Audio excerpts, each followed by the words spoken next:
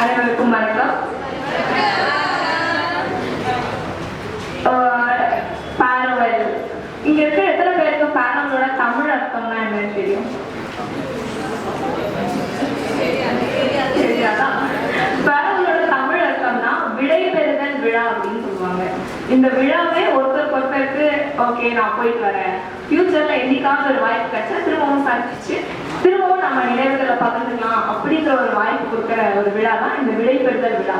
இந்த விடைபெறுதல் விழா அன்னைக்கு எல்லாரும் அடிக்கடி ஒருத்தர் சொல்லிக்கிற வார்த்தை வந்து I miss you, I will miss you அப்படிங்கிற ஒரு வார்த்தை. அதோட அர்த்தம் இங்க எத்தனை பேருக்கு? ஐ மிஸ் யூ அப்படிங்கிற ஒரு வார்த்தையோட தமிழ் அர்த்தம் யாருக்கு தெரியும்? தெரியல. ஐ மிஸ் யூ அப்படிங்கிறதோட தமிழ் அர்த்தம் என்னன்னா உன் இன்மை உணர்கிறேன் அப்படின்னு சொல்லுவாங்க. உன் இன்மை உணர்கிறேன்னா உன் கூட இருந்த அந்த நிமிஷங்கள்ல நீ இல்லாதப்போ உன்னோட ப்ரெசன்ஸ் எவ்வளவு வேல்யூபிள் ஆனது அப்படிங்கிறத நான் ஃபீல் பண்றேன் அப்படிங்கிறது அர்த்தம்.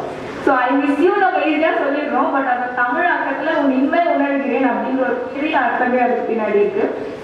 நான் கிட்டத்தட்ட 14 வருஷமா இந்த பள்ளியில படிக்கிறேன்.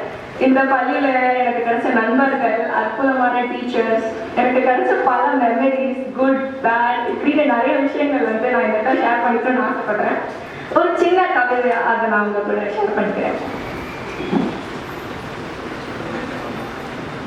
விழிகள் திறந்தோம் வயலாய் துளிர்த்தோம், வானம் திறந்தோம் வாழ்க்கை அறிந்தோம், வேடன் தாக்கிட வீரம் பயின்றோம், வாடா மச்சான் என வேடிக்கை புரிந்தோம், வியர்ப்பிற்குரிய விஷயம் பல அறிந்தோம், இன்று விடைபெற மனமின்றி வருந்தி குழைந்தோம்.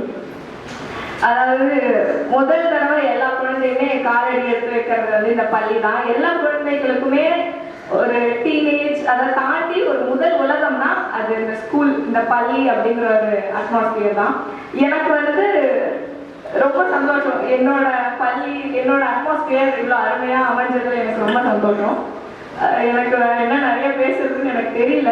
எனக்கு ரொம்ப கஷ்டமா இருக்கு, சந்தோஷமா இருக்கு, வருத்தமா இருக்கு, எல்லாம் ஒரு மாதிரி கலந்த ஒரு கலவையா இருக்கிறது. நான் ரொம்ப நாள் முன்னாடி ஒரு கோட் மாதிரி ஒன்று எழுதினேன். அதை நான் இது வரைக்கும் எதுக்குமே டெடிகேட் பண்ணலை. பட் எனக்கு தெரிஞ்சு என்னோட பள்ளிக்காக நான் அதை டெடிகேட் பண்ணலாம் அப்படின்னு நினைக்கிறேன்.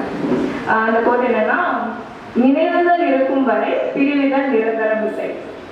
ஸோ அதனால நம்ம நினைவுகளை கடைசி வரைக்கும் நம்ம கூட எடுத்துக்கிட்டு வாழ்க்கையில பயணம் செஞ்சு போவோம். வாய்ப்பு கொடுத்தமைக்கு மிக்க நன்றி.